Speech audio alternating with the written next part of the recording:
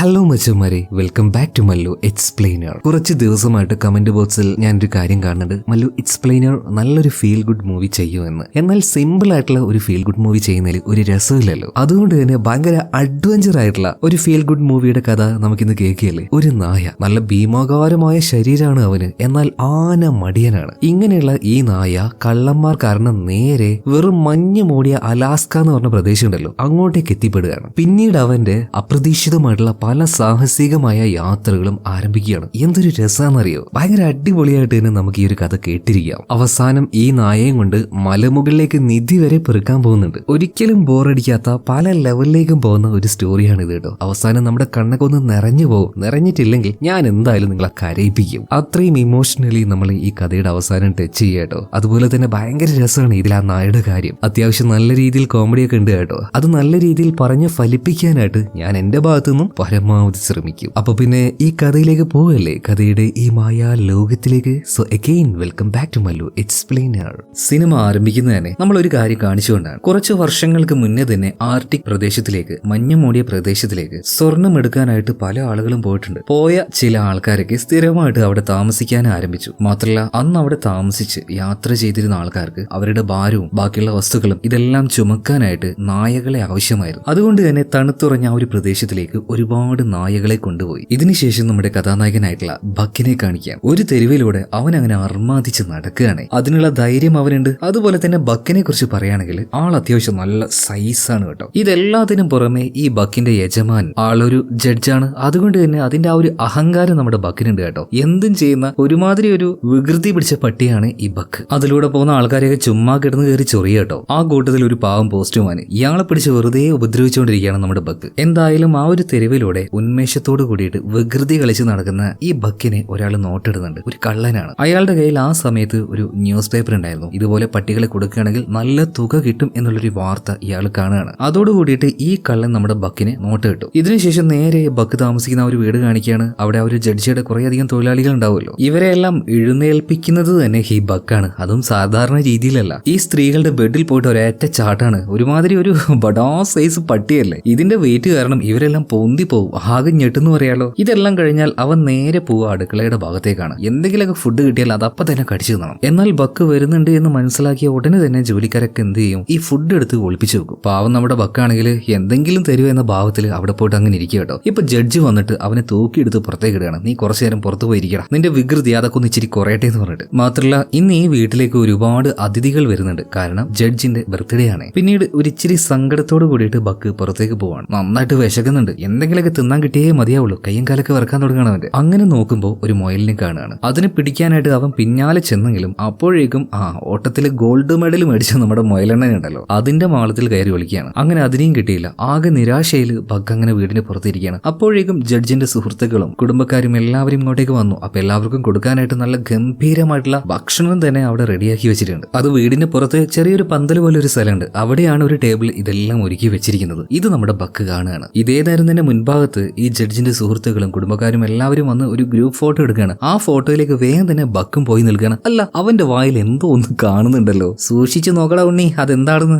അപ്പൊ നോക്കിയപ്പോഴാണ് കാര്യം മനസ്സിലായത്. മച്ചാന്റെ വായില് ഒരു നല്ല വലിയ ചിക്കൻ കാലാണ്. ജഡ്ജി പിന്നീട് ഓടിച്ചെന്ന് നോക്കുന്ന സമയത്ത് എന്താ കാണുന്നേ, ആ ടേബിളിൽ നിരത്തി വെച്ച ഭക്ഷണം ഉണ്ടല്ലോ, അത് മുഴുവനായിട്ട് നമ്മുടെ ബക്ക് ആകെ തൂഫാനാക്കിയിട്ടുണ്ട്. വന്ന ഒരാൾക്ക് പോലും മര്യാദക്ക് പാവം ജഡ്ജിന് ഭക്ഷണം കൊടുക്കാൻ പറ്റിയില്ല. ഇയാളാകെ ഇൻസൾട്ടഡ് ആയി പോവാണ്. ബക്കാണെങ്കിൽ പള്ളയും വീർപ്പിച്ച് നല്ല ഉഷാറില് ഇന്ന് നല്ല കിടിലും ഫുഡായിരുന്നു എന്ന ഭാവത്തിൽ അങ്ങനെ ഇരിക്കുകയാണ്. രാത്രിയായപ്പോ അവന് വീട്ടിൽ കയറ്റിയില്ല. ജഡ്ജി പറയാണ്, നിനക്ക് കുറച്ച് മര്യാദയൊക്കെ പഠിക്കാനുണ്ട്. ഈ തണുപ്പത്ത് നീ പുറത്ത് കിടന്നാ മതി എന്ന് പറയണം. അയ്യോ സാറേ, ഈ തണുപ്പത്ത് എന്നെ പുറത്ത് കിടത്തല്ലേ എന്ന ഭാവത്തിൽ നമ്മുടെ ബക്ക് ജഡ്ജിനെ നോക്കിയെങ്കിലും ഒരു കരുണയും കാണിക്കാതെ വാതിലടച്ച് അയാൾ അവിടുന്ന് പോകുന്നുണ്ട്. ഈ കാര്യമെല്ലാം പുറത്തു നിന്നുകൊണ്ട് ഒരാൾ അങ്ങനെ ശ്രദ്ധിക്കുന്നുണ്ട്. മറ്റാരുമല്ല, ഇന്ന് രാവിലെ മാർക്കറ്റിൽ വെച്ച് നമ്മുടെ ബക്കിന് നോട്ടിട്ട ആ ഒരു കള്ളൻ തന്നെ. പാവം ബക്കാണെങ്കിൽ രാത്രിയായപ്പോ അവന്റെ അസുഖം തുടങ്ങുകയാണ്. ചെറുതായിട്ട് വിശപ്പിന്റെ ആ ഒരു പ്രശ്നം ഉണ്ടല്ലോ, അത് തന്നെ. മച്ചാന് നേരത്തിന് നല്ലോണം തിന്നാൻ കിട്ടണം. ആ കാര്യത്തിൽ യാതൊരു കോംപ്രമൈസും ഇല്ല. ഈ കാര്യം മനസ്സിലാക്കിയ ആ കള്ളൻ എന്ത് ചെയ്തു, നല്ലൊരു ഇറച്ചി കഷ്ണം ഇട്ടിട്ട് അവൻ അങ്ങനെ മാടി വിളിക്കുകയാണ്. ഭക്ഷണത്തിന്റെ കാര്യം ആയതുകൊണ്ട് തന്നെ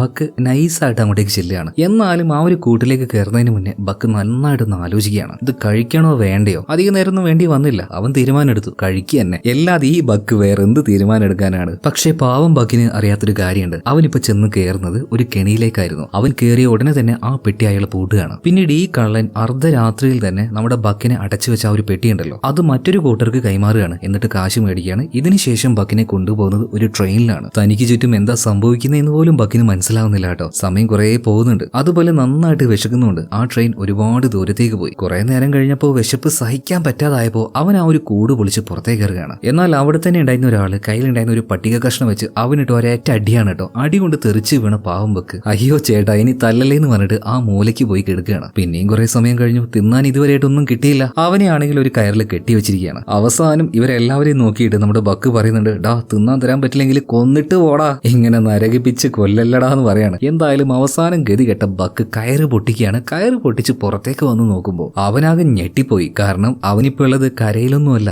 ഓടി രക്ഷപ്പെടാൻ ഒരു വഴിയില്ല. നോക്കുമ്പോ എന്താ കാണുന്നത്? ചുറ്റും കടലാണ്. അലാസ്ക എന്ന മഞ്ഞ് മൂടിയ പ്രദേശത്തിലേക്കാണ് അവനിപ്പോ കൊണ്ടുവന്നിരിക്കുന്നത്. വർഷങ്ങളായിട്ട് ഈ നാട്ടിലേക്ക് ആൾക്കാർ വരുന്നതും ഇവിടെ താമസിക്കുന്നതും എല്ലാത്തിന്റെയും പിന്നിൽ ഒരേ ഒരു ലക്ഷ്യമുള്ളൂ, എങ്ങനെയെങ്കിലും ഇവിടെ പല ഭാഗത്തായിട്ട് ചിതറി കിടക്കുന്ന സ്വർണത്തിന്റെ നിക്ഷേപങ്ങൾ അതെടുക്കുക. എന്തായാലും ആ അലാസ്കയിലേക്കാണ് നമ്മുടെ ബക്ക് വന്നിരിക്കുന്നത്. ബക്കിന്റെ അഡ്വഞ്ചർ ആയിട്ടുള്ള യാത്ര ഇവിടെ ആരംഭിക്കാൻ പോവാണ്. ഇതുപോലെ മഞ്ഞ് മൂടിയ പ്രദേശം ഇത് നമ്മുടെ ബക്കിന് ആദ്യത്തെ ഒരു എക്സ്പീരിയൻസ് ആണ്. അതുകൊണ്ട് തന്നെ ആ മഞ്ഞിൽ കാലെടുത്ത് വെക്കുമ്പോൾ തണുക്കുന്നു വല്ലാത്തൊരു ഫീലായിരുന്നു ബക്കിന്. മാത്രമല്ല മുകളിൽ നിന്നും പൊഴിഞ്ഞു വീഴുന്ന ആ ഒരു മഞ്ഞ് നാക്ക് കൊണ്ട് നക്കി തിന്നുകയാണ്. കാരണം ഇതെല്ലാം ആദ്യമായിട്ടാണ് അവൻ കാണുന്നത്. മാത്രമല്ല കയറൂരി നൈസായിട്ട് അവൻ ആ ഒരു ചന്തയിലേക്ക് ഒരൊറ്റ ഓട്ടം വെച്ച് കൊടുക്കുകയാണ്. ഇങ്ങനെ ഓടുന്ന സമയത്ത് അതിലൂടെ പോകുന്ന ഒരു പ്രായമായിട്ടുള്ള ഒരു അപ്പാപ്പനുണ്ട്, ജോണിന്റെ ദേഹത്ത് ബക്ക് തട്ടുകയാണ്. അതോടൊപ്പം തന്നെ ജോണിന്റെ കയ്യിലുണ്ടായിരുന്ന ഒരു ചെറിയ ഹാർമോണിയം അത് അയാളുടെ കയ്യിൽ നിന്ന് വീണ് പോകുന്നുണ്ട്. എന്നാൽ ജോൺ അത് ശ്രദ്ധിച്ചില്ല. ബക്ക് എന്ത് ചെയ്തു? ആ ഹാർമോണിയം കടിച്ചെടുത്ത് ഇയാളുടെ പിന്നാലെ പോയിട്ട് ജോണിന് അത് കൊടുക്കുകയാണ്. ജോൺ ഇപ്പോഴാണ് വീണുപോയ ആ ഒരു ഹാർമോണിയം ശ്രദ്ധിച്ചത് തന്നെ കേട്ടോ. ഇപ്പൊ ജോണ് പറയാണ്, ആഹാ നീ മിടുക്കനാണല്ലോ, എന്താണ് നിന്റെ പേര് എന്ന് ചോദിച്ചപ്പോ ബക്ക് ഒന്നും മിണ്ടാതെ അങ്ങനെ നിൽക്കുകയാണ്. അല്ലാതെ അവൻ എന്ത് പറയാനാ? ഇതേ നേരം തന്നെ ഈ ബക്കിനെ ഇങ്ങോട്ടേക്ക് കൊണ്ടുവന്ന ആള് വേഗം അങ്ങോട്ടേക്ക് വന്ന് ഇവന്റെ കഴുത്തിൽ ഒരു ബെൽറ്റ് ഇട്ട്, ബക്ക് വാ നമുക്ക് പോകാന്ന് പറയാണ്. ഇതേ സമയത്തിന് ജോണ് പറയാണ്, ബക്ക് എന്തായാലും നിന്റെ പേര് കൊള്ളാൻ കേട്ടോ, എന്നാൽ ശരി നമുക്ക് പിന്നെ കാണാന്ന് പറഞ്ഞിട്ട് ബക്കിനോട് യാത്ര പറഞ്ഞ് ജോൺ അവിടുന്ന് പോവാണ്. അതുപോലെ തന്നെ ബക്കിനെ ആണെങ്കിലോ അവിടെ ഉണ്ടായിരുന്നു ഒരു കൂട്ടിൽ കൊണ്ടിടുകയാണ്. അവനെ പോലെ തന്നെ വേറെയും നായ്ക്കളുണ്ടായിരുന്നു. എന്നിരുന്നാലും എല്ലാത്തിനേക്കാളും വലുപ്പം നമ്മുടെ ബക്കിന് തന്നെയാണ്. പിന്നീട് ഈ നായ മേടിക്കാനായിട്ട് ചില ആൾക്കാരൊക്കെ വരുന്നുണ്ട്. ആ കൂട്ടത്തിൽ പെറാൾഡ് എന്ന് പറഞ്ഞ ഒരാളുണ്ട്. ഈ പെറാൾഡ് ഒരു പോസ്റ്റ്മാനാണ്. കത്തുകൾ കൊണ്ടേ കൊടുക്കാനായിട്ട് ഇയാൾക്കൊരു ചെറിയ വാഹനമുണ്ട്. അതിന് പറയുന്ന പേരാണ് ഡോഗ് സ്ലെഡ്. കുതിരകൾക്ക് പകരം ഇതുപോലൊരു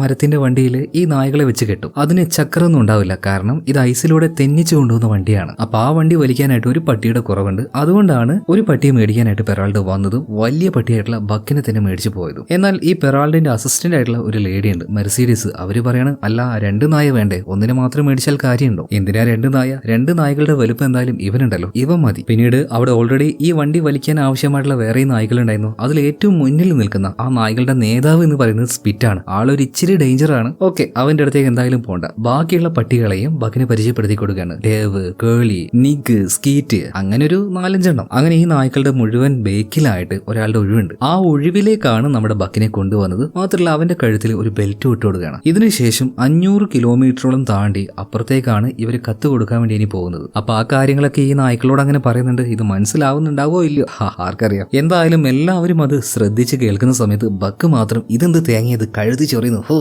ഊരാനും വയ്യ ഇടാനും വയ്യ, വല്ലാത്തൊരു സാധനം തന്നെ. എന്തായാലും ബക്കിന്റെ അഴിക്കാനുള്ള ആ ഒരു ശ്രമം അത്ര വിജയിച്ചില്ല. പോരാത്തതിന് ബാക്കിയുള്ള നായ്ക്കൾ പതിയെ ഓടാൻ ആരംഭിച്ചു. എന്നാൽ ഓടുമ്പോ അവരുടെ കൂടെ ബക്ക് ഓടണ്ടേ, എന്നാൽ ഞാൻ ഓടൂല എന്ന മട്ടില് അവനൊരു ഇരുത്താണ്. ഐസ് ആയതുകൊണ്ട് തന്നെ നൈസായിട്ട് അതിന്റെ മുകളിലൂടെ അവൻ അങ്ങനെ തെന്നി പോകുന്നുണ്ട്. ബാക്കിയുള്ള എല്ലാ നായ്ക്കളും ഒരേ ഭാഗം ലക്ഷ്യമാക്കിയിട്ട് നല്ല വൃത്തിയായിട്ട് ഓടുന്നുണ്ട്. കുറച്ചു നേരം കഴിഞ്ഞപ്പോൾ നൈസായിട്ട് അവരുടെ കൂടെ ഒന്ന് ഓടാനായിട്ട് ബക്ക് ശ്രമിക്കുന്നുണ്ട് കേട്ടോ. അങ്ങനെ ആ ഒരു മഞ്ഞപ്രദേശത്തിലൂടെ ഇവർ പോകുമ്പോൾ നല്ലൊരു വെള്ള മുയലിനെ ബക്ക് കാണുകയാണ്. ആഹാ നല്ല മുയല്, തിന്നാൻ കിട്ടി അടിപൊളിയായിരിക്കും എന്ന് വിചാരിച്ച് അവൻ അങ്ങോട്ടേക്ക് നോക്കി വായും പൊളിച്ചു വെക്കും. ഇവൻ ഇങ്ങനെ നോക്കി മറ്റൊരു ദിശയിലേക്ക് ചെരിഞ്ഞതുകൊണ്ട് തന്നെ ബാക്കിയുള്ള നായകളുടെ ബാലൻസ് പോവാണ്. അതുകൊണ്ട് എന്തായി, ആ നായ്ക്കളും പിന്നെ ആ ഒരു ഡോഗ് സ്ലെഡ് എന്ന് പറഞ്ഞ ഈ വണ്ടി എല്ലാം കൂടെ തലകുത്തി വീഴുകയാണ്. ഒരു വിധത്തിൽ എല്ലാത്തിനും പഴയതുപോലെ ആക്കിയിട്ട് ഈ പെറാൾഡ് ഉണ്ടല്ലോ, ഇയാൾ വന്നിട്ട് ബക്കിനോട് പറയാണ്, ബക്കെ നീ പുതിയതായതുകൊണ്ടാണ് നമ്മളൊരു ലക്ഷ്യത്തിലേക്ക് പോകുമ്പോൾ എല്ലാവരെയും പോലെ ആ ലക്ഷ്യത്തിലേക്ക് ഒരു നോട്ടം നമുക്കും ഉണ്ടായിരിക്കണം. എല്ലാവരുടെയും കയറ് ഒരുമിച്ച് കണക്ട് ആയതുകൊണ്ട് തന്നെ ഒരാളുടെ അടി തെറ്റിയാൽ എല്ലാവരുടെ അടിയും തെറ്റും. ഒന്നുകൂടെ ട്രൈ ചെയ്ത് നോക്കിയെന്ന് പറഞ്ഞിട്ട് അവർ വീണ്ടും ആ ഒരു യാത്ര ആരംഭിക്കുകയാണ്. ഇത്തവണ ബക്ക് അത്യാവശ്യം നന്നായിട്ട് ഓടിയട്ടോ.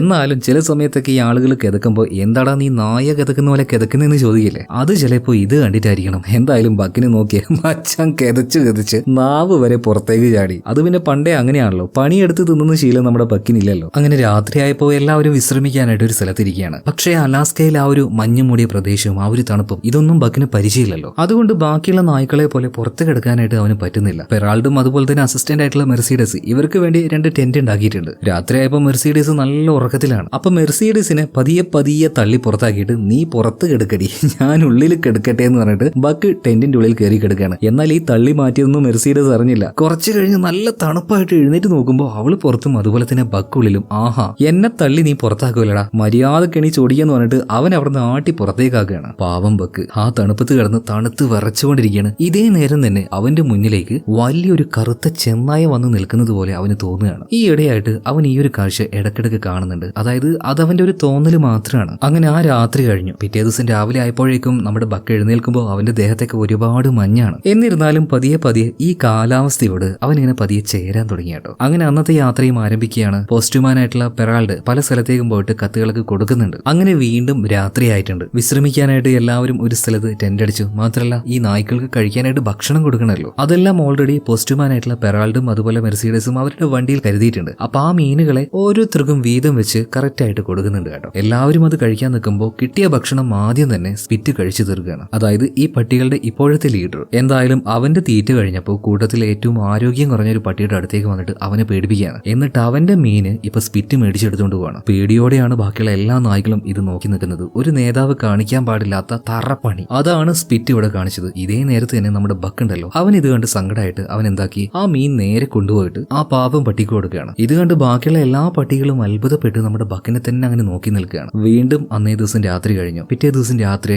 ഡോഗ് സ്ലെഡ്, അതായത് ആ വണ്ടി വലിച്ചുകൊണ്ട് നമ്മുടെ നായ്ക്കുട്ടന്മാര് മുഴുവനായിട്ടും ആ ഐസിലൂടെ അങ്ങനെ മുന്നോട്ടേക്ക് പോവാണ്. അങ്ങനെ പതിയെ നമ്മുടെ ബക്ക് ഉണ്ടല്ലോ ഓരോ കാര്യങ്ങളും വേഗം പഠിച്ചെടുക്കാൻ തുടങ്ങുന്നുണ്ട് ഇപ്പോ. അതുപോലെ ഇവരുടെ ഈ ഒരു യാത്രയിൽ ഭയങ്കര കഷ്ടപ്പാടുള്ള ഒരു കാര്യമാണ് വെള്ളം എന്ന് പറയുന്നത്. അത് എവിടെയെങ്കിലും ഒരു ഇച്ചിരി കാണുകയാണെങ്കിൽ എല്ലാവരും ഷെയർ ചെയ്ത് കുടിക്കണം, അതായത് ഈ നായ്ക്കളൊക്കെ. എന്നാൽ എവിടെയെങ്കിലും ഒരു ഇച്ചിരി വെള്ളം കണ്ടാൽ ഈ സ്പിറ്റ് എന്താ ചെയ്യാന്നറിയോ, ഒറ്റയ്ക്ക് പോയിട്ട് അത് മുഴുവൻ കുടിച്ചു തീർത്താളി. തന്റെ കൂടെയുള്ളവർക്കും കൂടെ കുടിക്കണം എന്നുള്ള ബോധമൊന്നും സ്പിറ്റിനില്ല. ഇത് കണ്ട് സങ്കടം വന്ന ബക്ക് അവൻ എന്ത് ചെയ്തു എന്നറിയോ, ഈ ഐസിന്റെ പാളിയിൽ തന്നെ വലിയ കട്ടിയില്ലാത്തൊരു ഭാഗത്തേക്ക് ചെന്നിട്ട് അവന്റെ കാല് വെച്ച് അവിടെ അമർത്തിയടി ആ ഐസ് പാളി പൊട്ടിക്കുകയാണ്. എന്നിട്ട് ഇഷ്ടമാതിരി വെള്ളം പുറത്തേക്ക് വന്നപ്പോൾ എല്ലാവരെയും വിളിച്ച് അത് കാണിച്ച് കുടിച്ചോളാൻ പറയാണ്. ഇങ്ങനെ ഒരു ക്യാരക്ടറല്ലേ ഒരു നേതാവിന് യഥാർത്ഥത്തിൽ വേണ്ടത്, തന്റെ കൂടെയുള്ളവരെ നന്നായിട്ട് നോക്കുന്ന ഒരു നേതാവ്. പക്ഷേ ഇപ്പൊ നിലവിൽ ബക്ക് അല്ല കേട്ടോ നേതാവ്, സ്പിറ്റ് തന്നെയാണ്. അങ്ങനെ ഓരോ ദിവസവും മുന്നോട്ടേക്ക് പോകാൻ തുടങ്ങുകയാണ് ബക്ക്. ആ നായ്ക്കളുടെ കൂടെ യാത്ര ഒരുപാട് ചെയ്യാൻ തുടങ്ങി. വേഗം കാര്യങ്ങളൊക്കെ പഠിച്ചെടുത്തു. അവൻ നന്നായിട്ട് എല്ലാം ചെയ്യാൻ തുടങ്ങി. എങ്ങനെയാണോ ബാക്കിയുള്ള നായ്ക്കൾ ഓടുന്നത് അതേ വേഗത്തിൽ തന്നെ ബക്കും ഓടാൻ തുടങ്ങി. അങ്ങനെ ഒരു ദിവസം ഒരു നദിയുടെ കുറുകെയാണ് ഇവര് പോകാൻ നിൽക്കുന്നത്. വലിയ നദിയാണ്, പക്ഷേ നല്ല തണുപ്പ് കാരണം അതിന്റെ മുകൾ ഭാഗം മുഴുവനായിട്ടും ഐസ് മൂടിയിരിക്കുകയാണ്. എന്നാൽ പോകുന്ന വഴി അതൊന്ന് സേഫ് ആണെന്ന് കൺഫേം ആക്കണ്ടേ, അതിനു വേണ്ടിയിട്ട് അസിസ്റ്റന്റ് പെണ്ണായിട്ടുള്ള മെർസിഡസ് അവിടെയുള്ള ഓരോ ഐസ് പാളിയും ചെറുതായിട്ട് ഇങ്ങനെ തട്ടി നോക്കുകയാണ്. എന്നാൽ അപ്രതീക്ഷിതമായിട്ട് അവൾ നിൽക്കുന്ന ആ ഒരു ഭാഗം തകർന്ന് ആ വെള്ളത്തിനടിയിലേക്ക് മെർസിഡസ് വലിച്ചെടുക്കപ്പെടുകയാണ്. അതിൽ നിന്ന് നീന്തി പുറത്തേക്ക് വരാനായിട്ട് മെർസിഡസിന് കഴിയുന്നില്ല.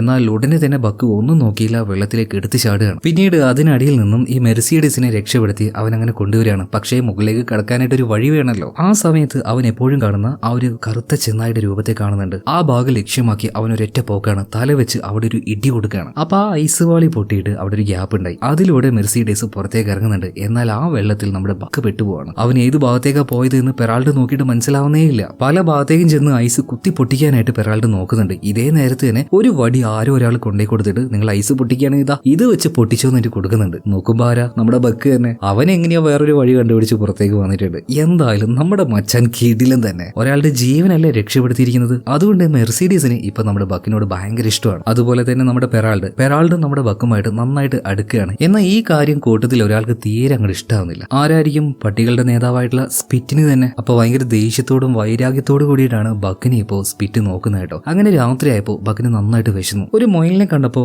എന്നാ പിന്നെ അതിനെ പിടിച്ചങ്ങ് തിന്നു കളയാമെന്ന് കരുതിയിട്ട് അതിന്റെ പിന്നാലെ ഓടിച്ചെന്ന് ആ മുയലിനെ അവൻ വേഗം പിടിക്കുന്നുണ്ട്. കാരണം ഇത് പഴയ ബക്കല്ല, നന്നായിട്ട് ഓടി വേഗത കൂട്ടിയ ബക്കാണ്. എന്നാൽ ആ പാവം മുയലിനെ കൊന്നു തിന്നാനായിട്ട് എന്തോ ബക്കിന് മനസ്സ് വന്നില്ല കേട്ടോ. അതുകൊണ്ട് തന്നെ ആ ഒരു മുയലിനെ ആ ബക്ക് വെറുതെ വിടുകയാണ്. എന്നാൽ ബക്കിന്റെ പിന്നാലെ വന്ന സ്പിറ്റ് ആ മുയലിനെ പിടിക്കുകയാണ്. അവിടെ വെച്ചതിന് വലിച്ചു കയറി അതിനെ ക്രൂരമായിട്ട് കൊന്നു തിന്നുകയാണ്. എന്നിട്ട് ബക്കിന് ഒരു നോട്ടവും ഈ കൂട്ടത്തിൽ ഒരു നേതാവ് മതിയട എന്ന ഭാവത്തില്. എന്നിട്ട് അനാവശ്യമായിട്ട് സ്പിറ്റ് വന്നിട്ട് ബക്കിനോട് തല്ലുകൂടുകയാണ്. എന്നാൽ പാവത്താനായ ബക്ക് അവന്റെ ആ ഒരു പഴയ സ്വഭാവം ഒന്നുമല്ല കേട്ടോ. ഇപ്പൊ സ്പിറ്റിനെ തിരിച്ച് ആക്രമിക്കുന്നൊന്നുമില്ല. അത് മുതലാക്കിയ സ്പിറ്റ് പാവം ബക്കിനെ അടിച്ച് താഴെടുകയാണ്. എഴുന്നേക്കാൻ പോലും പറ്റാതെ ബക്ക് താഴെ കിടക്കുമ്പോൾ ഇത് കണ്ട് ബാക്കിയുള്ള നായ്ക്കൾ അങ്ങോട്ടേക്ക് വന്നിട്ട് സ്പിറ്റിനെ നോക്കിയിട്ട് ഭയങ്കരമായിട്ട് കുരക്കുകയാണ്. എന്നാൽ ദേഷ്യം വന്ന ആ സ്പിറ്റ് പോയിട്ട് ആ കൂട്ടത്തിൽ ഒരു നായെ ആക്രമിക്കുകയാണ്. ഇതേ നേരം തന്നെ ബക്ക് ആ കാര്യം കണ്ടു. അവൻ പതിയെ എഴുന്നേൽക്കുകയാണ്. തൊട്ട് മുന്നിലായിട്ട് അവൻ എപ്പോഴും കാണുന്നത് പോലെയുള്ള ആ കറുത്ത ചെന്നായി കാണുന്നുണ്ട്. മാത്രമല്ല ബക്കിനെ ഉപദ്രവിക്കുകയാണെങ്കിൽ അവന് യാതൊരു കുഴപ്പമില്ല. പക്ഷെ അവന്റെ കൂട്ടുകാരെ ഉപദ്രവിച്ചാൽ ബക്ക് നോക്കിക്കൊണ്ടിരിക്കില്ല. എന്നാൽ ഇതേ നേരം തന്നെ സ്പിറ്റ് ഓഹോ അടി കൊണ്ട് നീ അങ്ങനെ എഴുന്നേറ്റ് നിൽക്കാനല്ല, കാണിച്ചു തരാടാന്ന് പറഞ്ഞിട്ട് സ്പിറ്റ് പാഞ്ഞു ബക്കിന്റെ അടുത്തേക്ക് ചെല്ലാണ്. ഒരേ ഒരടി, ഒരൊറ്റ അടി ബക്കിന്റെ കയ്യിൽ നിന്ന് ഒരെണ്ണം കിട്ടിയപ്പോഴേക്കും സ്പിറ്റ് മലന്നടിച്ച് വീഴുകയാണ്. ഒറ്റ അടി കൊണ്ട് തന്നെ മട്ടയായി,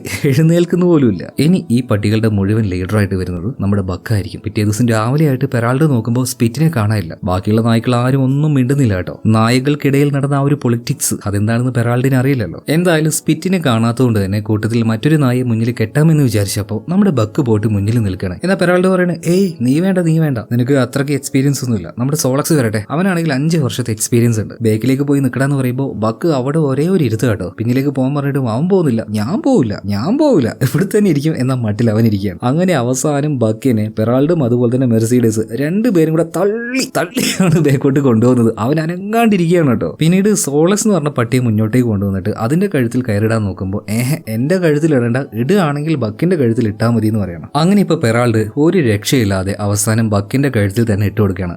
ഇത് ആദ്യമേ അങ്ങ് ചെയ്താൽ പോരായിരുന്നോ എന്ന് ഒരു കളിയാക്കിയ ഭാവത്തിൽ നമ്മുടെ ബക്ക് പെറാൾഡിനെ നോക്കുകയാണ്. ശരി, ഇനിയിപ്പോ നിന്നെയാണ് ബാക്കിയുള്ള എല്ലാവർക്കും ഇഷ്ടമെങ്കിൽ നീ തന്നെ മുന്നിൽ നിന്നോന്ന് പറഞ്ഞിട്ട് വണ്ടി ഇപ്പൊ ഓടിക്കാൻ തുടങ്ങുകയാണ്. ഉള്ളത് പറയട്ടെ, ബക്ക് ഒരു കുതിച്ചു ചാട്ടാണ് കേട്ടോ. എന്തൊരു വേഗതയാണ്! അത് അവന്റെ മാത്രം ശക്തിയല്ല, മുന്നിൽ ലീഡറായിട്ട് ബക്കാണ് നിൽക്കുന്നത് എന്ന് ബാക്കിയുള്ള നായ്ക്കൾക്ക് മനസ്സിലായല്ലോ. അതുകൊണ്ട് എല്ലാവർക്കും ഭയങ്കര സന്തോഷമാണ്. അതുകൊണ്ട് എല്ലാവരും നല്ല ആവേശത്തിൽ പാഞ്ഞുകൊണ്ടിരിക്കുകയാണ്. ഇത് കണ്ട പെറാൾഡ് വരെ ആകെ ഞെട്ടിപ്പോയി. ഇതെന്താ ഈ നായ്ക്കൾക്ക് പറ്റിയ? എല്ലാത്തിനും എന്തൊരു സ്പീഡാണ്! ആഹാ, ബക്ക് ഇത്രക്കും മിടുക്കനായിരുന്നു. എന്തായാലും നല്ല കീടിലും വേഗത്തിലും നല്ല അടിപൊളിയായിട്ട് ആ ഡോഗ് സ്ലൈഡ് അത് വലിച്ചുകൊണ്ട് അവൻ അങ്ങനെ പോകുന്നുണ്ട്. ഈ സമയത്താണ് വലിയൊരു അപകടം അവിടെ നടക്കുന്നത്. ആ അപകടം എന്താണെന്ന് വെച്ചാൽ ഹിമപാതം എന്താണെന്ന് വെച്ചാൽ അറിയോ? വലിയ അളവില് ഈ മഞ്ഞുമലയുടെ മുകളിൽ നിന്ന് മഞ്ഞ് പൊട്ടി താഴേക്ക് വേഗത്തിൽ ഒലിച്ചു വരുന്ന പ്രതിഭാസം, അതാണ് ഹിമപാതം. എന്തായാലും ഈ ഹിമപാതം കണ്ടപാട് തന്നെ മെർസിഡീസും പെറാൾഡും ആകെ ഞെട്ടിപ്പോകുന്നുണ്ട്. കാരണം അത് താഴെ എത്തുമ്പോഴേക്കും ഈ നായകൾക്ക് ഈ ഒരു പ്രദേശത്ത് നിന്ന് ഓടി രക്ഷപ്പെടാൻ പറ്റുമെന്ന് തോന്നില്ല. എന്നാലും പെറാൾഡ് ഒരു ദിശ കാണിച്ച് അങ്ങോട്ടേക്ക് ഓടാൻ വേണ്ടിയിട്ട് ബക്കിനോട് പറയാണ്. ബക്ക് ആദ്യമൊക്കെ ആ ഒരു ദിശയിലേക്ക് അങ്ങനെ ഓടി. എന്നാൽ അവൻ എപ്പോഴും കാണുന്നത് പോലെയുള്ള ആ ഒരു കറുത്ത ചെന്നായി അവൻ കാണുകയാണ്. മാത്രമല്ല ആ ചെന്നായ നിൽക്കുന്ന അടിഭാഗത്തായിട്ട് അവനൊരു ഗുഹയും കാണുകയാണ്. പിന്നെ ഒന്നും നോക്കിയില്ല, ഈ പെറാൾഡ് പറയുന്നത് കേൾക്കാതെ ബക്ക് ആ ഗുഹയുടെ ഭാഗത്തേക്ക് ഓടുകയാണ്. അതായത് മഞ്ഞ് വീണുകൊണ്ടിരിക്കുന്നുണ്ടല്ലോ, അതിന്റെ അടുത്തേക്കാണ് അവൻ ഓടുന്നത്. ഇത് കണ്ട് പെറാൾഡും ബാക്കിയുള്ള എല്ലാവരും ഞെട്ടിപ്പോകുന്നുണ്ട്. ഇവൻ എന്താ ഈ ചെയ്യുന്നത്? എന്നാൽ അധികം വൈകാതെ ബക്ക് ആ ഒരു ഗുഹയുടെ ഉള്ളിലേക്ക് കയറുകയാണ്. അതിനുള്ളിൽ വളരെ ഷാർപ്പായിട്ടുള്ള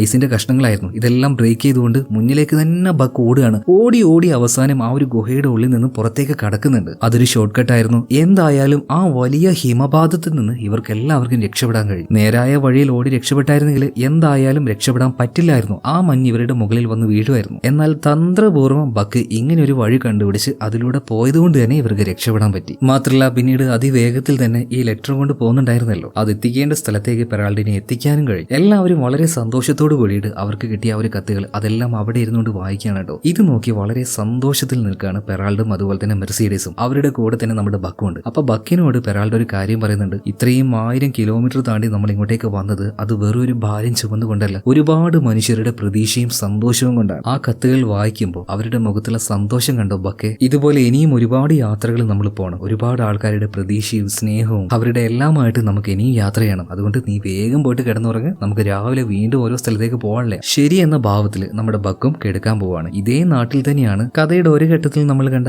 ജോൺ എന്ന് പറഞ്ഞ ആ ഒരു അപ്പാപ്പൻ താമസിക്കുന്നത്. വലിയ കാര്യമായിട്ട് ആർക്കോ ഒരു കത്ത് ഈ ജോൺ അപ്പാപ്പൻ എഴുതുന്നുണ്ട്. അദ്ദേഹത്തിന്റെ മകൻ മരിച്ചു പോയിട്ടുണ്ട്, ഭാര്യ ഇപ്പൊ കൂടെയില്ല. അതുകൊണ്ട് ഭാര്യയ്ക്ക് വേണ്ടിയിട്ടാണ് ജോൺ ആ ഒരു കത്ത് എഴുതുന്നത്. ഇതിനുശേഷം വീണ്ടും നമ്മുടെ ബക്കിനെ കാണിക്കുകയാണ്. അവൻ എപ്പോഴും കാണുന്നത് പോലെ ആ കറുത്ത ചെന്നായെ വീണ്ടും കാണുകയാണ് കേട്ടോ. എന്നാൽ അതിനെ കാണുന്ന സമയത്ത് ബക്കിന് ഭയമൊന്നുമില്ല. അവന്റെ കണ്ണുകളിൽ തോന്നുന്ന ഒരു വെറും ഒരു രൂപം മാത്രമാണത്. പക്ഷെ എന്തോ ഒന്ന് അവന്റെ ലൈഫിൽ വരാനിരിക്കുന്നുണ്ട്. അതിന്റെ ഒരു സൂചനയാണ് ഇടയ്ക്കിടയ്ക്ക് വന്നു പോകുന്ന ആ കറുത്ത ചെന്നായ. അവന്റെ മനസ്സിൽ അവൻ അതിനെ കാണുന്നത് ഒരു വഴികാട്ടിയായിട്ടാണ്. കാരണം ആ കറുത്ത ചെന്നായ മലയുടെ ഒരു ഭാഗത്ത് നിൽക്കുന്നത് കണ്ടപ്പോഴാണല്ലോ അവൻ അങ്ങോട്ടേക്ക് നോക്കിയതും എളുപ്പ വഴി കണ്ടതും ആ ഗുഹയിലേക്ക് പോയതും പിന്നീട് രക്ഷപ്പെട്ടതും. എന്തായാലും ആ വരുന്ന ചെന്നായ ഒരു വഴികാട്ടിയായിട്ടാണ് നമ്മുടെ ബക്ക് കാണുന്നത്. പിറ്റേ ദിവസം രാവിലെയായി ആ നാട്ടിൽ എല്ലാവരും എഴുതിയ എല്ലാ കത്തുകളുമായിട്ട് പുറപ്പെടാനുള്ള സമയമായിട്ടുണ്ട്. ഏകദേശം നായകൾ ഓടാൻ തുടങ്ങിയിട്ടുണ്ട്. ഈ നേരത്താണ് ജോൺ അപ്പാപ്പൻ ഓടി വരുന്നത്. ഇന്നലെ രാത്രി കുറച്ചധികം ഉറങ്ങിപ്പോയതോ. ജോണിന്റെ ശബ്ദം കേട്ടപാട് തന്നെ ബക്ക് നിൽക്കുകയാണ് കേട്ടോ. എന്നിട്ട് പതിയെ ഈ അപ്പാപ്പന്റെ അടുത്തേക്ക് ചെന്നിട്ട് അയാളുടെ കയ്യിൽ നിന്നും ആ കത്തുണ്ടല്ലോ അത് കടിച്ചു മേടിക്കുകയാണ്. ഇതേ നേരത്തെ തന്നെ ജോൺ പറയാണ്, ഒരുപാട് നന്ദിയുണ്ട് കേട്ടോ. അതുപോലെ തന്നെ ബക്കെ, എനിക്ക് നിന്നെ ഓർമ്മയുണ്ട്, നമുക്ക് എന്തായാലും പിന്നെ കാണാടാന്ന് പറയണം. അങ്ങനെ ഈ നായകൾ വീണ്ടും അവരുടെ യാത്ര ആരംഭിക്കുകയാണ്. 80 ദിവസത്തിന് ശേഷം ഇതേ ഗ്രാമത്തിലേക്ക് തന്നെ ഈ നായകളും അതുപോലെ തന്നെ പെറാൾഡും മെർസിഡീസും തിരിച്ചു വരികയാണ്. ഈ 80 ദിവസങ്ങൾ കൊണ്ട് പല നാടുകളിലും പോയിട്ട് പല കത്തുകളും കൊടുത്ത് ഇവര് തിരിച്ചു വന്നല്ലോ. എത്ര ദൂര ഇവര് സഞ്ചരിച്ചെന്നറിയോ? 2400 കിലോമീറ്ററിന് മുകളിൽ. എന്തായാലും ഇത്രയും ദൂരം സഞ്ചരിച്ച് ഇത്തവണത്തെ ജോലിയും കഴിഞ്ഞ് പെറാൾഡ് വന്നപ്പോൾ അവനായിട്ടൊരു കത്ത് ഉണ്ടായിരുന്നു. ആ കത്ത് വായിച്ചു നോക്കിയ പെറാൾഡ് ആകെ സങ്കടത്തിലാവുകയാണ്. എന്തായിരിക്കും ആ ഒരു കാര്യം? ഇതറിയുന്നതിന് മുന്നേ നമ്മുടെ വീഡിയോ ലൈക്ക് ചെയ്തിട്ടില്ലെങ്കിൽ ഒന്ന് വീഡിയോ ലൈക്ക് ചെയ്യണേ. അതുപോലെ നമ്മുടെ ചാനലും ഒന്ന് സബ്സ്ക്രൈബ് ചെയ്യും. അപ്പൊ കഥയിലേക്ക് തിരിച്ചു വരാം. അതായത് പെറാൾഡിന് ഇപ്പൊ കിട്ടിയ കത്ത് എന്താന്ന് വെച്ചാൽ ഇനി മുതൽ കത്തിന്റെ ഇടപാടൊന്നുമില്ല, പകരം ടെലിഗ്രാഫാണ്. അതുകൊണ്ട് ഇങ്ങനെയുള്ള സ്ഥാപനങ്ങൾ മുഴുവനായിട്ടും അടച്ചുപൂട്ടാൻ വേണ്ടി പോവാണ്. എത്രയും പെട്ടെന്ന് തന്നെ നായ്കളെയും വിറ്റ് പെറാൾഡിനോട് തിരിച്ചു വരാനാണ് മേളിൽ നിന്നുള്ള ഉത്തരവ്. അതുകൊണ്ട് തന്നെ പെറാൾഡിന് ഒന്നും ചെയ്യാൻ കഴിയില്ല. ആകെ സങ്കടത്തിലായ പെറാൾഡ് ഇപ്പോൾ നമ്മുടെ ബക്കിന്റെ അടുത്തേക്ക് വന്നിട്ട് അവനോട് ക്ഷമ ചോദിക്കുകയാണ്. എനിക്കൊന്നും ചെയ്യാൻ പറ്റില്ലടാ, ഇനി ബാക്കിയുള്ള നായകളുടെ കാര്യം അത് നീ തന്നെ നോക്കിക്കോണടാ. ഇത് പറഞ്ഞിട്ട് അവര് രണ്ടുപേരും അവിടുന്ന് പോവാണ്. ബക്കിന് ആകെ സങ്കടമാവുന്നുണ്ട്. ഇപ്പോഴാണ് അവന്റെ ലൈഫിൽ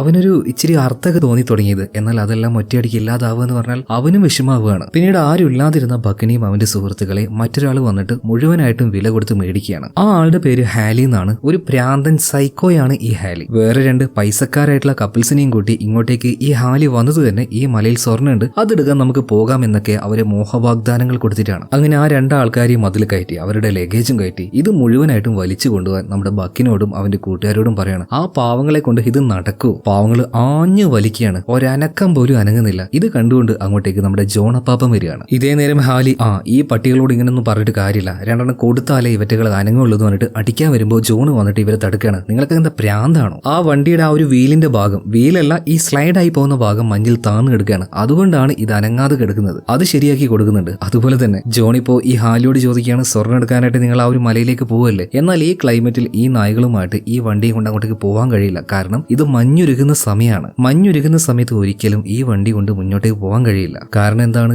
ഈ വണ്ടി തെന്നി നീങ്ങുക ഈ ഐസിന് മുകളിലൂടെ ആയിരിക്കും. പക്ഷെ ജോൺ ഇയാൾ പറയുന്നൊന്നും കേൾക്കാതെ ഹാലി ആ നായ്കളുമായിട്ട് നേരെ മലയുടെ മുകളിലേക്ക് പോവാണ്. എന്നാൽ ജോൺ പറഞ്ഞതുപോലെ തന്നെ മലയിലേക്ക് അത്യാവശ്യം നല്ല രീതിയിൽ മഞ്ഞുരുകാൻ തുടങ്ങിയിട്ടുണ്ട്. അതുകൊണ്ട് തന്നെ മഞ്ഞില്ലാത്ത വെറും ആ ഒരു മണ്ണിലൂടെ ഈ വണ്ടിയെ വലിച്ചു നീക്കി കൊണ്ടുപോകാനായിട്ട് നമ്മുടെ ബക്കിനും അവന്റെ കൂട്ടുകാരെ കൊണ്ട് കഴിയുന്നില്ല. പാവങ്ങൾ ആഞ്ഞു വലിക്കുന്നുണ്ടെങ്കിലും ആ മണ്ണിലൂടെ ഇതിങ്ങനെ നീങ്ങി കയറി വരുന്നില്ലേ. അതുകൊണ്ട് തന്നെ ഹാലി വന്നിട്ട് എല്ലാ പട്ടികളെയും അടിക്കുകയാണ്. ഇപ്പൊ ബക്കിനാകെ സങ്കടമാവുന്നുണ്ട്. അവന്റെ കൂട്ടുകാർക്ക് അടി കിട്ടാതിരിക്കാനായിട്ട് ബക്ക് പരമാവധി അതിനെ വലിച്ചു കയറ്റിക്കൊണ്ടിരിക്കുകയാണ്. ഇതേ നേരം തന്നെ ജോൺ അപ്പാപ്പന്റെ ഒരു കാര്യം മനസ്സിലായി. അതായത് ബക്കും അവന്റെ കൂട്ടുകാരും അവര് വലിയ അപകടത്തിലേക്കാണ് കൊണ്ടുപോകുന്നത്. അവരെ കൊണ്ടുപോയ ഹാലി അവനൊരു പ്രാന്തനാണ്, ആ നായ്ക്കളെ കൊന്നുകളയും. അതുകൊണ്ട് തന്നെ ബക്കിനെയും കൂട്ടുകാരെയും രക്ഷപ്പെടുത്താനായിട്ട് ജോൺ അപ്പാപ്പൻ നേരെ അങ്ങോട്ടേക്ക് പോവാണ്. ഇതേ നേരം തന്നെ കൂട്ടുകാർക്ക് തല്ല് കിട്ടാതിരിക്കാനായിട്ട് കഠിനമായിട്ട് വലിച്ചു പോയ പഗ് അവസാനം അവശനായിട്ട് ഒന്ന് അനങ്ങാൻ പോലും കഴിയാതെ നിലത്ത് വീണു പോവാണ്. അവൻ എഴുന്നേൽക്കാൻ വേണ്ടിയിട്ട് വടി വെച്ച് ക്രൂരമായിട്ട് തന്നെ ഹാലി ഇപ്പോ ബക്കിനടിക്കുകയാണ്. പക്ഷെ ഇനി ബക്ക് എത്ര ശ്രമിച്ചാലും അവനെ കൊണ്ട് എഴുന്നേൽക്കാൻ കഴിയില്ല. ആഹാ, നീ എഴുന്നേൽക്കില്ല അല്ലേ? എന്നാ പിന്നെ നിന്നെ എനിക്ക് വേണ്ടാന്ന് പറഞ്ഞിട്ട് വെട്ടി വെച്ച് കൊല്ലാൻ നിൽക്കുമ്പോൾ അങ്ങോട്ടേക്ക് ജോൺ വരികയാണ്. ഈ കാര്യം കാണാണ്. പിന്നീട് ഈ ഹാലിയോട് വഴക്കുണ്ടാക്കുന്നുണ്ട്. ഹാലി തിരിച്ചും വഴക്കുണ്ടാക്കുകയാണ്. ഇതെന്റെ നായാണ്, ഞാൻ എന്ത് ചെയ്യണമെന്ന് ഞാൻ തീരുമാനിച്ചോളും. അങ്ങനെ രണ്ടുപേരും വഴക്കുണ്ടാക്കി അവസാനം ജോൺ ഈ ഹാലിയെ പിടിച്ച് തള്ളിയിടുകയാണ്. ഇതിനുശേഷം ഹാലി വീണ്ടും വന്ന് നമ്മുടെ ബക്കിനെ അടിക്കാൻ നോക്കുമ്പോൾ ബാക്കിയുള്ള നായ്ക്കളൊക്കെ ഭയങ്കരമായിട്ട് കൊരക്കാണ്. ഞങ്ങളുടെ ബക്കിനെങ്കാരും തൊട്ടാലുണ്ടല്ലോ. അതുകൊണ്ട് തന്നെ ഇപ്പൊ ഹാലി ഒന്നും ചെയ്യുന്നില്ല. പക്ഷേ ബക്കിനെ കൊണ്ട് യാതൊരു കാര്യമില്ല, അവൻ ഇനി വേണ്ട, ചിലപ്പോൾ ചത്തിട്ടുണ്ടാവും. അതുകൊണ്ട് തന്നെ ഈ ഹാലി ബക്കിനെയും അവിടെ ഉപേക്ഷിച്ച് ബാക്കിയുള്ള നായ്ക്കളുമായിട്ട് അവിടുന്ന് പോവുകയാണ്. അതുപോലെ അവശനായി ഇനി ചത്തുപോയെന്നറിയില്ല ജോൺ എന്തായാലും ബക്കിനെ എടുത്തുകൊണ്ട് ജോണിന്റെ വീട്ടിലേക്ക് പോവാണ്. 2 ദിവസം കഴിഞ്ഞപ്പോഴാണ് ബക്കിന് അവന്റെ ബോധം തന്നെ തിരിച്ചു വന്നത്. വേഗം ചാടി എഴുന്നേറ്റ് പുറത്തേക്ക് വന്ന് നോക്കുമ്പോൾ അവന്റെ കൂട്ടുകാരെ ആരെയും കാണാനില്ല. അതുപോലെ തന്നെ നദി നല്ല ഫ്ലോ ആയിട്ട് ഒഴുകിക്കൊണ്ടിരിക്കുകയാണ്. അതിന്റെ മുകളിലുണ്ടായിരുന്ന ഐസെല്ലാം ഉരുകിയിട്ടുണ്ട്. അതായത് നല്ല ശൈത്യകാലം ഉണ്ടല്ലോ, അതെല്ലാം പോയി ഇച്ചിരി ചൂട് വരാൻ തുടങ്ങിയിട്ടുണ്ട്. അതുപോലെ തന്നെ കൂട്ടുകാരെ കാണാൻ പറ്റാത്തത് കൊണ്ട് ആ ഒരു വേദനയിലാണ് ബക്കിപ്പോ, ഒരു വല്ലാത്ത നിരാശയിൽ. അതുകൊണ്ട് തന്നെ ജോൺ എവിടെ പോവാണെങ്കിലും അയാളുടെ കൂടെ അങ്ങനെ നടക്കും. അങ്ങനെ ജോൺ ഇപ്പോൾ ഒരു ബാറിലേക്ക് കയറുകയാണ്. ആ ബാറിന്റെ ഉള്ളിലേക്ക് കയറാതെ ബക്ക് പുറത്ത് തന്നെ നിൽക്കുന്നുണ്ട്. എന്നാൽ ആ ബാറിന്റെ ഉള്ളിൽ ആ നായകളെയും കൂട്ടി മലയുടെ മുകളിലേക്ക് സ്വർണ്ണം എടുക്കാനായിട്ട് പോയ ഹാലി ഉണ്ടല്ലോ, ആ ഹാലി ഉണ്ടായിരുന്നു. ജോണിനെ കണ്ടപാട് തന്നെ ഹാലിക്ക് ഭയങ്കരമായിട്ട് ദേഷ്യം വരികയാണ്. നീ കാരണമാടാ ബാക്കിയുള്ള എല്ലാ നായ്ക്കളും ചെതറി പല ഭാഗത്തേക്ക് ഓടിയത്. മലയുടെ മുകളിൽ ചെന്ന് ഞാൻ ആകെ പെട്ടുപോയി. നിന്നെ ഞാൻ വെറുതെ വിടില്ലടാന്ന് പറഞ്ഞിട്ട് ഗണ്ണെടുത്തുകൊണ്ട് ജോണിനെ അറ്റാക്ക് ചെയ്യാനായിട്ട് ഹാലി പോവാണ്. എന്നാൽ ഇത് കണ്ട് പുറത്തിരിക്കുന്ന ബക്ക് അവൻ വെറുതെ ഇരിക്കുകയോ ചാണ്ടി വരികയാണ് ഹാലിയുടെ ദേഹത്തേക്ക്.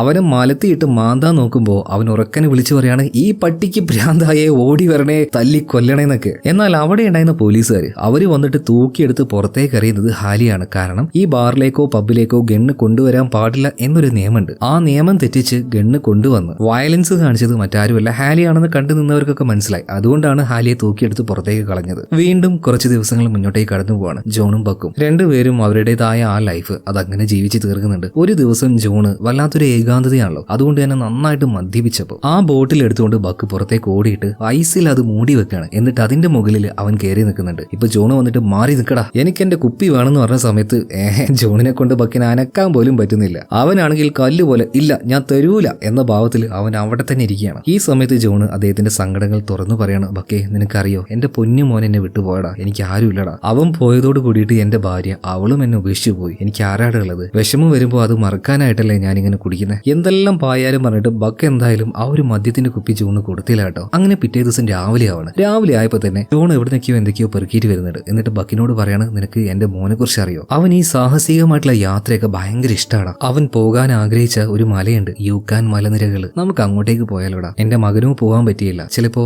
അവൻ കാണുന്നുണ്ടെങ്കിലോ, ഞാൻ ഈ ചെയ്യുന്ന യാത്രകളൊക്കെ അവൻ കാണും. ചിലപ്പോ അവന് സന്തോഷമായാലോ. നമുക്ക് എന്തായാലും ഈ യാത്രയ്ക്ക് പോവല്ലടാ. അങ്ങനെ ജോണും ബക്കും കൂടിയിട്ട് ആ സാഹസികമായ യാത്ര അത് ചെയ്യാൻ ആരംഭിക്കുകയാണ്. ഒരു ചെറിയ തോണിയുമായിട്ട് ആദ്യം ഒരു നദിയിലേക്ക് പോകുന്നുണ്ട്. പതിയെ അത് തുഴഞ്ഞ് ആ നദിയിലൂടെ ഒരുപാട് ദൂരം സഞ്ചരിക്കുന്നുണ്ട് കേട്ടോ. ആ സമയത്ത് അവിടെയുള്ള കാഴ്ചകൾ എന്തൊരു മനോഹരാന്നറിയോ. തെളിഞ്ഞ വെള്ളത്തിലൂടെ നീന്തി കളിക്കുന്ന മീനുകള്, അതുപോലെ തന്നെ ആകാശത്തിലൂടെ സ്വതന്ത്രമായിട്ട് പ്രകൃതിയുടെ ആ ഒരു ഭംഗിയെല്ലാം ആസ്വദിച്ച് പറക്കുന്ന പറവകള്, പച്ചപ്പ് വിരിച്ചു നിൽക്കുന്ന മലകള്, പ്രകൃതിയുടെ വരദാനം എന്നോണം ആകാശമൊട്ടെ വളർന്നു നിൽക്കുന്ന മരങ്ങള്, എന്തൊരു ഭംഗിയാണ്. അങ്ങനെ കുറെ നേരം ആ നദിയിലൂടെ യാത്ര ചെയ്യാണ്. ഇപ്പൊ രാത്രിയായിട്ടുണ്ട്. പതിയെ ആ ഒരു തോണി തുഴഞ്ഞു പോകുന്ന സമയത്ത് ജോണ് ബക്കിനോട്, എടാ നീ ഒരു പാട്ട് പാടറാ, ബോറടിക്കുന്നു. ശരി യജമാനെ, ഞാൻ പാട്ട് പാടാം.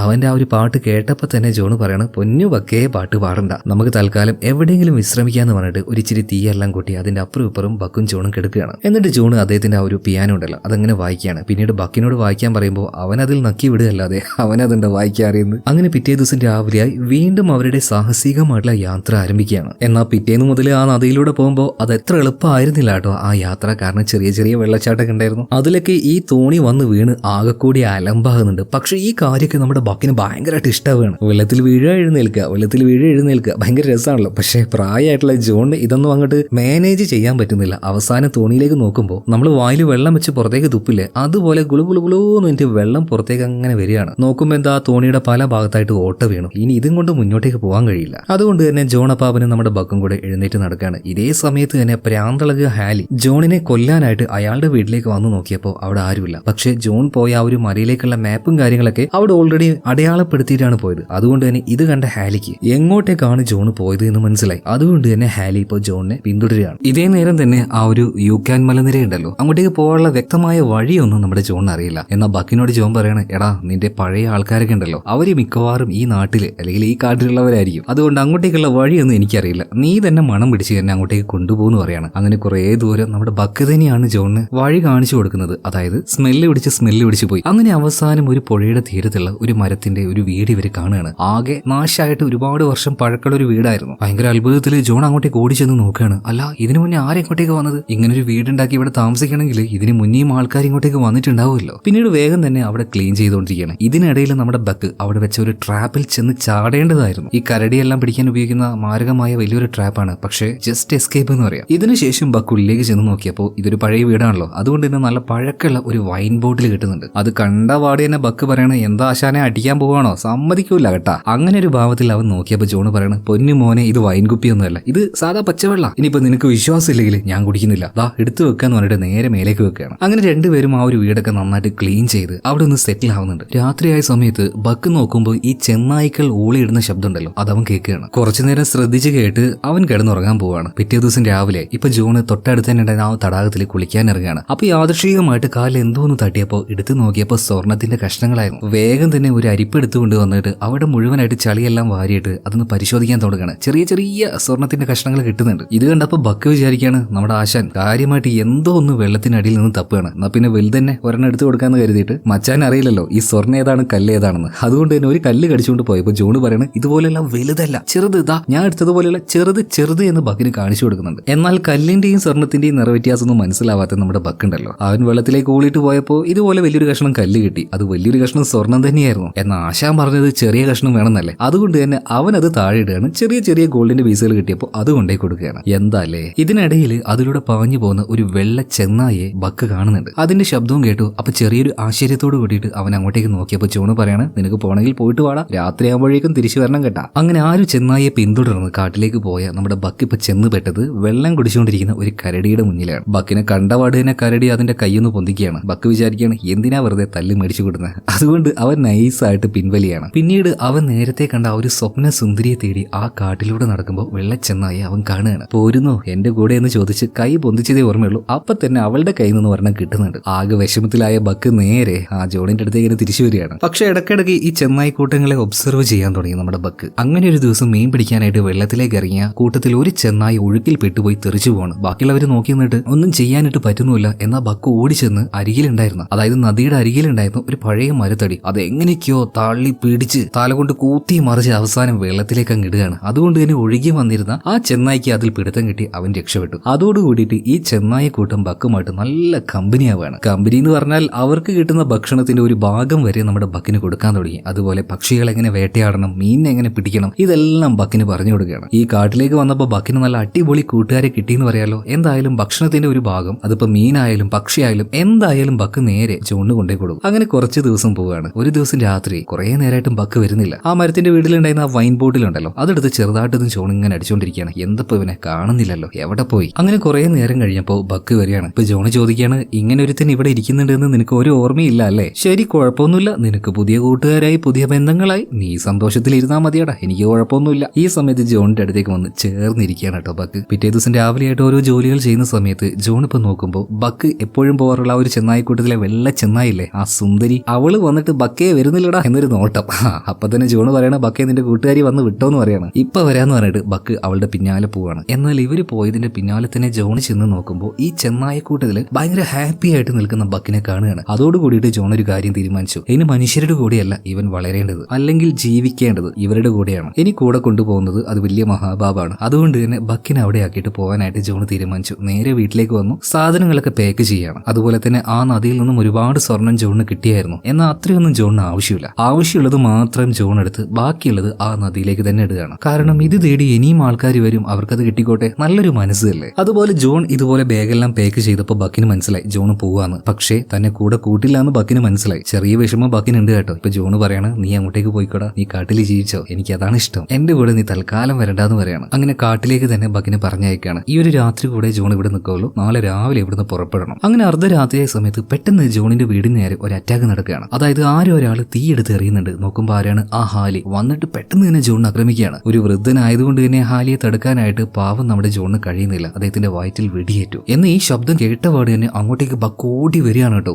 ഒന്നും നോക്കിയില്ല, ഈ ഹാലിയെ തൂക്കിയെടുത്ത് കത്തുന്ന വീടുണ്ടല്ലോ അതിനുള്ളിലേക്ക് ഒരേറ്റ ഏറ് കൊടുക്കുകയാണ്. അതോടെ അവന്റെ കാര്യത്തിൽ ഒരു തീരുമാനമായി. ഇപ്പൊ ജോണ് ഏകദേശം രക്തമൊക്കെ പോയിട്ട് മരിക്കാനായിട്ടുണ്ട്. ഇപ്പൊ ജോണ് ബക്കിനെ നോക്കിയിട്ട് പറയാണ്, ഡാ നീ എന്റെ അരികിലേക്ക് നീ വന്നേല്ലേ, സന്തോഷായടാ. പിന്നീട് ബക്കും ഈ ജോണിന്റെ മകന്റെ ഫോട്ടോ, അതുപോലെ തന്നെ ജോണിന് ഏറ്റവും പ്രിയപ്പെട്ട ഒരു എന്താ പറയാ കുഞ്ഞി പിയാനോ ഇല്ലേ, അതും ജോണിന് കൊണ്ടേ കൊടുക്കുകയാണ്. അധികം വൈകാതെ നമ്മുടെ ബക്കിന് അരികിൽ ചേർന്ന് കിടന്നുകൊണ്ട് തന്നെ ജോണ് മരണപ്പെടുകയാണ്. പാവം ബക്കിന് ആ കാര്യം സഹിക്കാൻ പറ്റിയില്ല കേട്ടോ. എന്തായാലും പോയവര് പോയി, എന്നാലും ഒരു ഇത്തിരി വിഷമൊക്കെ ഉണ്ട് കേട്ടോ. അപ്പൊ അവന്റെ അരികിലേക്ക് ആ വെള്ള ചെന്നായി വന്നിട്ട് അവനോട് ചേർന്ന് അങ്ങനെ ഇരിക്കുകയാണ്. നീ സങ്കടപ്പെടണ്ട എന്ന ഭാവത്തില്. എന്തായാലും അവരുടെ കൂടെ തന്നെ ബക്ക് ഇനി ജീവിക്കാൻ പോവാണ്. മാത്രമല്ല ആ കൂട്ടത്തിന്റെ നേതാവായിട്ട് അവൻ വരികയാണ്. കാരണം അവരെല്ലാവരെക്കാളും ശക്തിയുണ്ട്, അതുപോലെ തന്നെ ബുദ്ധിയുണ്ട്. അങ്ങനെയുള്ള ആൾക്കാരല്ലേ ലീഡറായിട്ട് വരിക. അങ്ങനെ ഒരു ദിവസം കാട്ടിലേക്ക് വെള്ളം കുടിക്കാൻ പോയ സമയത്ത് ആ വലിയ കരടി ഉണ്ടല്ലോ അത് അവിടെ തന്നെ നിൽക്കുകയാണ്. ഈ കരടി വിചാരിച്ചു ഇതിനെ കാണുമ്പോൾ ഈ ചെന്നായ്ക്കളും അതുപോലെ തന്നെ ബക്കും തിരിച്ചു പോയിക്കൊള്ളുന്നു. എന്നാൽ അന്നത്തെ പോലെയല്ല, ബക്കിന്റെ കൂടെ ഒരു പട തന്നെയുണ്ട്. അതുകൊണ്ട് തന്നെ ബക്ക് തിരിഞ്ഞു നടക്കാതെ ഈ വലിയ കരടി ഉണ്ടല്ലോ അതിന്റെ നേർക്ക് നടക്കുകയാണ്. ഇത്തവണ പിന്നോട്ടേക്ക് നടന്നത് ആ കരടിയായിരുന്നു. പിന്നീട് അവൻ അവിടെ ഓടിപ്പോവാണ്. മാത്രമല്ല ബക്കിന്റെ കൂടെ ചെറിയ രണ്ട് കുട്ടികളൊക്കെ ഉണ്ടോ, ചോട്ടാ ബക്ക്.